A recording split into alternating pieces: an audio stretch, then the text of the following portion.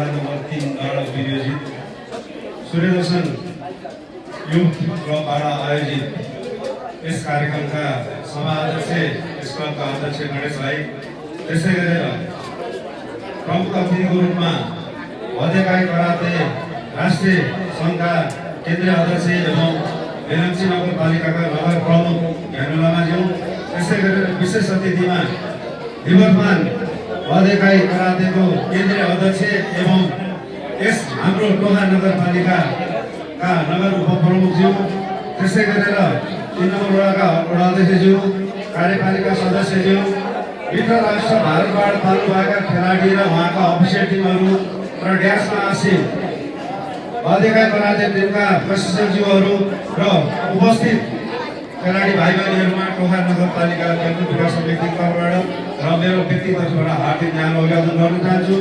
विशेष त सर्वप्रथम सूर्यदर्शन युथबाट धन्यवाद ज्ञापन गर्दै आभार प्रकट गर्न चाहन्छु।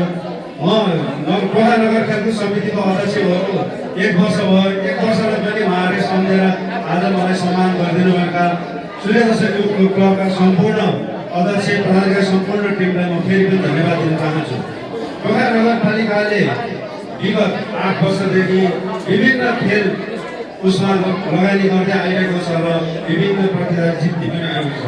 त्यसमा जति पनि गेमहरू भएका छन् यस नगरपालिकामा विभिन्न क्लब सङ्घ संस्थाबाट आयोजित भएर गेमहरू सम्पन्न भएको छौँ र अहिले हालसम्म पनि टोखा नगरपालिका नगर स्तरीय स्वयं टोखा नगरपालिका आफै आयोजक भएर टोखा नगरपालिकाका आफ्ना प्रतिभावान खेलाडीहरूले प्रथम द्वितीय तृतीय भनेर अहिलेसम्म चाहिँ यसको चाहिँ आफ्नो प्रमाण देखाउन सकेको छैन। जति गऱ्यो विभिन्न क्लब संस्थाले गऱ्यो, नगर स्तरले गर्दै गयो।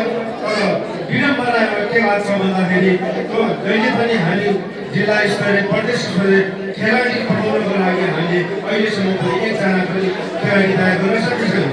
यस वर्षमा हामीले टोखा नगरपालिका खेलकुद विकास समितिले 2टा गेम गर्यो। एउटा बागमती प्रदेश स्तरीय ताइक्वान्डो प्रतियोगिता गर्यो र अर्को राष्ट्रपति रणनीति श्री प्रतियोगिता सम्पन्न गरिसकेको छ।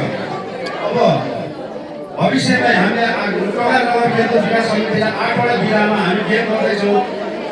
त्यसमा मार्सल आर्ट पनि छ, फुटबल, भलिबल, रग्बी, सेपाताक्रो सबै छ। त्यो हामीले किन आयोजना गर्दैछौँ भन्दाखेरि कमसेकम टोखा नगरपालिकाको चाहिँ अर्गानुक्रम अनुसार टोखा नगरपालिका यो विधामा चाहिँ टोखा नगरपालिकाको चाहिँ यो खेलाडी छ है, भोलि जिल्ला स्तरीय प्रदेश स्तरीय खेल्नको लागि उहाँहरू सुप्त अनुमोदित भएर टोखा नगरको गौरव राख्न सक्नुहुन्छ भन्ने हिसाबले हामी आयोजना गर्दैछौँ। यसमा हामी 1 देखि 11 वडामा सबै विधामा हामी गेम गर्दैछौँ र टोखा नगरपालिकाले यस्ता खेलाडीहरूलाई भरपुर रूपमा आर्थिक सहयोग पनि टोखा नगरपालिकाले व्यवस्थापन गर्नेछ। हामीले टोखा नगरपालिकाले राष्ट्रिय स्तरको अन्तर्राष्ट्रिय स्तरको प्रतियोगितामा जो नगर राष्ट्रिय खेलकुद परिषदबाट अनुमोदित भएका खेलाडीहरूलाई विदेश जानु पर्यो भने त्यसको आर्थिक हवाई टिकट पनि व्यवस्था गर्दै आएको छौँ। तर यो मार्सल आर्टमा चाहिँ अहिलेसम्म हामी त्यो विधामा उत्कृष्ट खेलाडीहरूलाई राष्ट्रिय खेलकुद परिषदको उसमा सिफारिसमा गएको अहिलेसम्म भेट्न सकेको छैन। मार्सल आर्टमा गोल्ड मेडलिस्ट गरेको 100जना बढी छन् टोखा नगरपालिकालाई। तर विभिन्न गएका छन्, भारतमा गएका छन्, पटना, बिहार, सिक्किममा गएका छन्, तर गोल्ड मेडलिस्ट त हुनुहुन्छ। तर विभिन्न क्लबहरूले आयोजनाको गोल्ड मेडल प्राप्त गरेर आउनु भएको छ। त्यस्ता खेलाडीहरूलाई हामीले सम्मान गर्न सकिरहेका छौँ। अबदेखि टोखा नगरपालिकाले आयोजना गर्ने गेममा जो त्यसमा उत्कृष्ट विधामा प्रथम द्वितीय हुन्छ त्यस्ता खेलाडीहरूलाई नगर खेलकुद परिषद र राष्ट्रिय खेलकुद परिषदले अनुमोदन गरेको खेलाडीहरूले अवश्य पनि टोखा नगरपालिकाले यसको आर्थिक व्यवहार गरेर टोखा गौरवको स्थान राख्नको लागि सहयोग गर्नेछ भन्ने मैले विश्वास गर्छु।